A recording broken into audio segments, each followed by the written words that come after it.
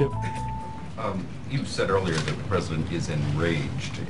Is he enraged at BP specifically? I think he's enraged at the time that it's taken, yes. I think he's been enraged over the course of this, as I've discussed, about the fact that when you're told something is fail-safe, and it clearly isn't, that's the cause for quite a bit of frustration. I think one of the reasons which is one of the reasons you heard him discuss the setting up of the Oil Commission in order to create a regulatory framework that ensures something like this doesn't happen again.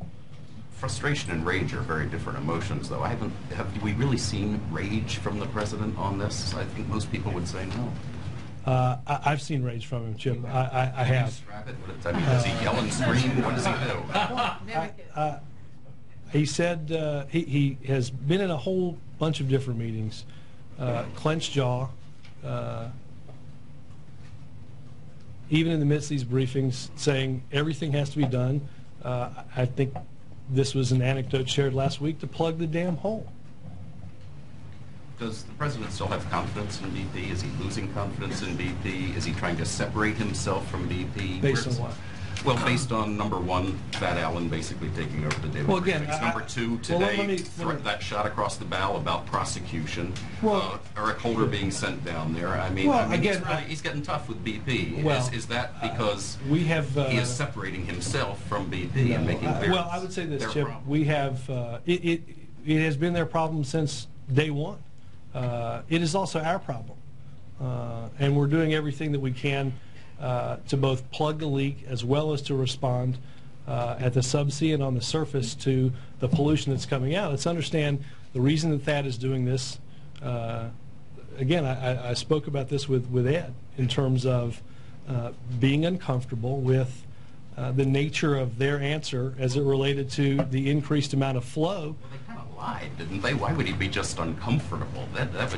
There I can imagine rage. I mean, if they said nothing more is going to come out, Chip, all the experts say. I think that if you look at what Carroll said on Sunday, despite the fact that it is not our oil well, we believe that it's tremendously important that the American people have the best information as accurately and as quickly as possible, which is why she said clearly that one, there could be an increase of 20% of hydrocarbon coming from the riser when it's sheared off.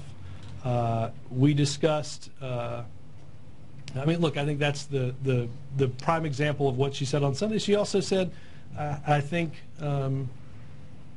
obviously very accurately, that the long-term solution to this are the drilling of relief wells, right?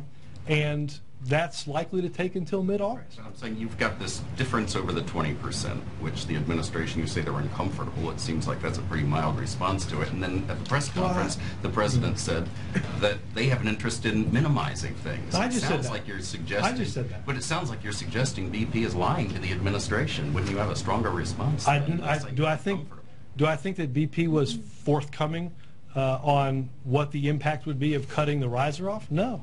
Obviously. Do you think they're intentionally misleading? In other words, lying? I'm not in their meetings. I'm not in their meetings and what their scientists are telling them. I'm simply conveying to the American people precisely what our scientists are telling us is likely to be the result of cutting the top of the riser.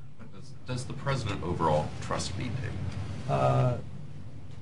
We will continue to push BP to do whatever we feel is necessary to respond to the leak. And to adequately respond to the spread of the oil, and to ensure that they pay for all of it so that taxpayers don't bear any of this cost.